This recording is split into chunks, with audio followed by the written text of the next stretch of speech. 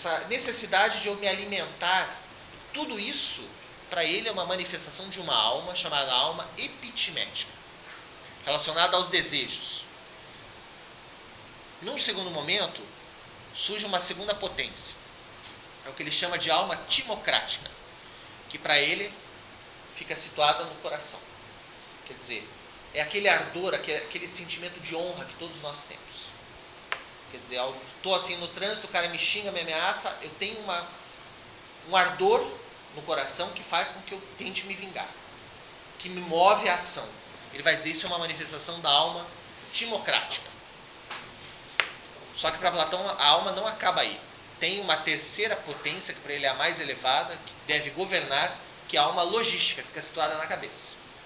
Quer dizer, é aquela instância do homem que calcula o que é melhor e o que é pior, que é capaz de antever os acontecimentos e calcular a partir dessa previsão. Então, no fundo, ele está dizendo, olha, o homem é um campo de batalha. Pode acontecer, o exemplo que eu sempre dou em sala, né? O cara lá é médico, ele sabe dos malefícios do tabagismo e ele fuma. Por que ele fuma? Porque a alma epitimética dos prazeres e dos desejos suplantou a hierarquia anímica e está governando em relação à alma logística. Ele sabe que faz mal, mas ele mesmo assim, ele cede, porque é uma potência inerente da alma que está sobrepujando a outra.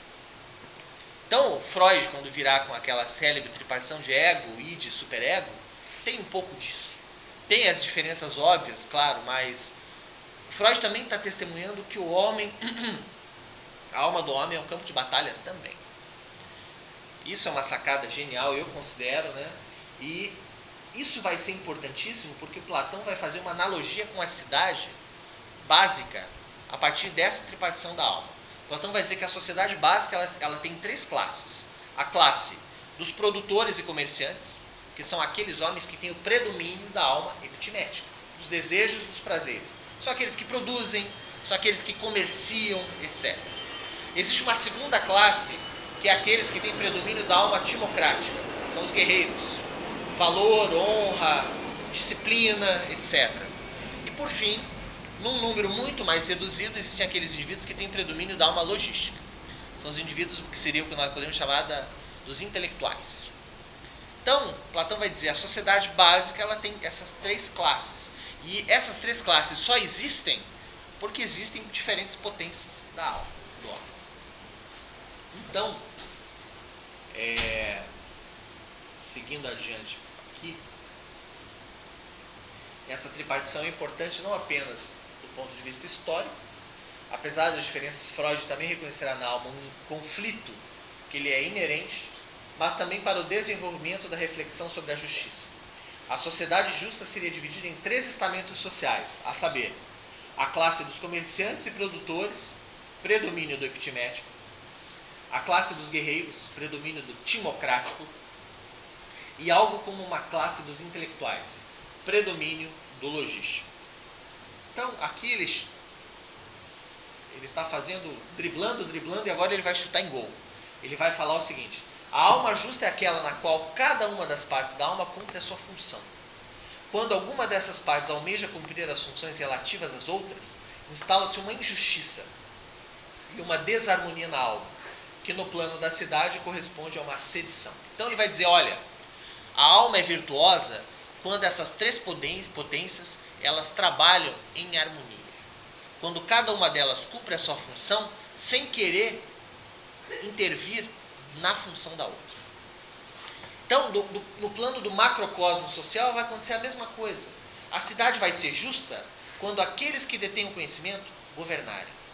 Aqueles que detêm a força e a honra e o instinto de disciplina defenderem a cidade. E aqueles que têm predomínio do epitimético produzirem e comerciarem.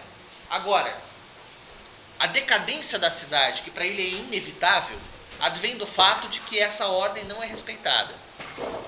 Golpe de 64, o que é? Platão diria, isso é os que têm predomínio da alma timocrática querendo governar. Ele vai dizer que isso é uma fatalidade histórica, não tem como nós escaparmos disso, isso vai acontecer sempre. Porque o homem ele é um ser que vive em conflito. Então, para ele o problema não é político e social. Isso é político e social num segundo momento. O problema é anímico. Então, ele vai identificar, existe uma sedição dentro da alma do homem. E isso vai ser o fundamento, né, de toda a teoria dele. A ideia de que a alma justa, ela trabalha organicamente da mesma forma como a sociedade. Ela tem que trabalhar em harmonia. Cada um fazer aquilo que lhe cabe e somente isso. É uma noção em grego chamada idiopragia. Você só pode fazer aquilo que você sabe fazer. O que você não sabe, você não deve fazer. Platão usa aqueles argumentos terríveis, né? Por que democracia? Quando seu filho está adoentado, você não vai numa assembleia decidir qual é o melhor tratamento. Você leva um médico, aquele que sabe. E você respeita o que ele determina. Agora, chegamos em praça pública, vamos decidir os destinos da nossa comunidade, nós vamos fazer votação. Ele fala, e se a maioria for burra e não souber? Nós estamos perdidos. Essa é a grande crítica que Platão vai fazer à democracia. Que é uma crítica que depois, ao longo da sua obra, é matizada um pouco. Mas nesse momento da República, ele é muito crítico em relação a isso. Porque é o governo do não conhecimento. Para ele, todos os males advêm do fato de que as decisões políticas não advêm de um conhecimento. Daí vocês podem fazer aquela contra-argumentação que sempre aparece na sala de aula. Né? Ah, mas o Fernando Henrique estudou e não fez um governo tão eficaz quanto o Lula, que não estudou. Para Platão, isso não é falsificação da tese. Platão vai propor, nesse processo de formação política da cidade ideal, haverá uma série de triagens. As crianças nascem, já vamos separar as crianças que aparentemente têm mais vocação para militarismo, crianças com formação mais atlética, mais disciplinadas. Nós vemos as potências anímicas predominantes e nós já vamos, de certa maneira, tentar direcionar isso.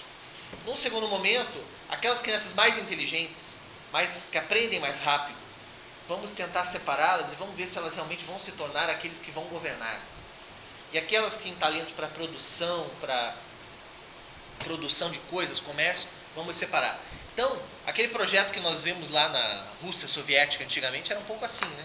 Pegava a criança 3 aninhos, já sabia para que ela mais ou menos tinha talento, direciona para isso. É um pouco uma derivação do que Platão está apresentando. Só que o fato de eu pegar uma criança que tem vocação para ser governante, por ser inteligente, capaz, etc., não garante que ela vai ser, na República de Platão, governante. Por quê? Porque não basta o intelecto para Platão. Platão vai supor que é necessário que nós submetamos essas crianças, depois esses adultos, a uma série de testes que elas provem moralmente que elas são dignas do exercício do poder. Tanto que para ser governante no estado utópico de Platão tem que ter mais de 50 anos. Só chegava lá depois disso. Você vai sendo submetido a testes morais. Daí o Fernando Henrique, nesse caso, não sei se ele passaria. Né? Tá ok. Então,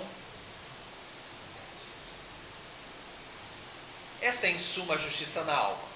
Platão desenvolve ainda mais a analogia da alma com a cidade nesse sentido. A cidade justa é aquela na qual os estamentos sociais cooperam entre si, a maneira de um organismo. O fundamento da organização social é o fato de que homem algum é autossuficiente. Ninguém é capaz de satisfazer suas próprias necessidades sem a ajuda de outras pessoas. Vocês vão encontrar na história da filosofia algumas teses sobre o surgimento da sociedade. Uns vão dizer que a sociedade ela surge a partir de um ato de violência primordial. O indivíduo pega, cerca um pedaço de terra e fala, isso aqui é meu, quem chega aqui eu mato. Aí a propriedade, o instituto da propriedade privada teria uma derivação num ato de violência inicial. A sociedade surgiria assim. Né?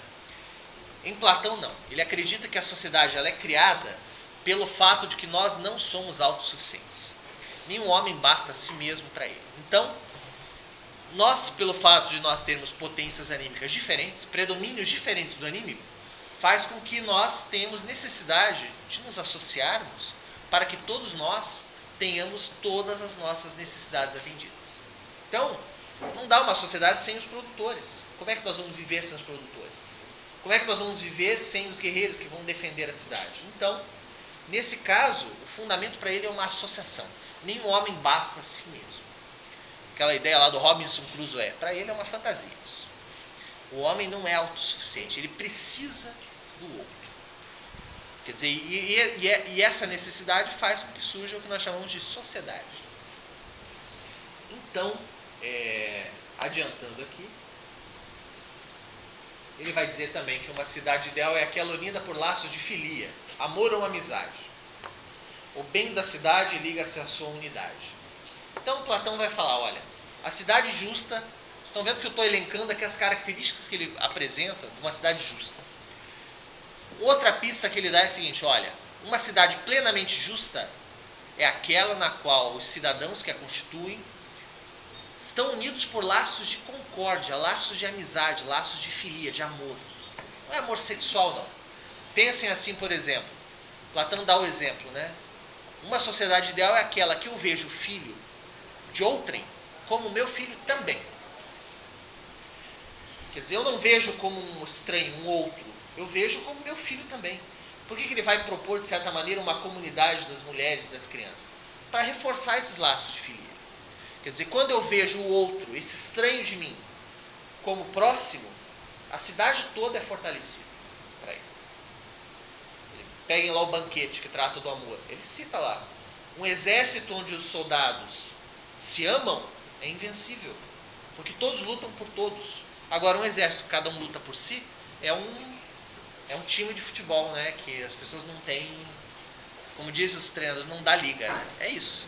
Quer dizer, cada um joga por si. Quer dizer, então a sociedade justa é essa, na qual tem laços de filia unindo as pessoas.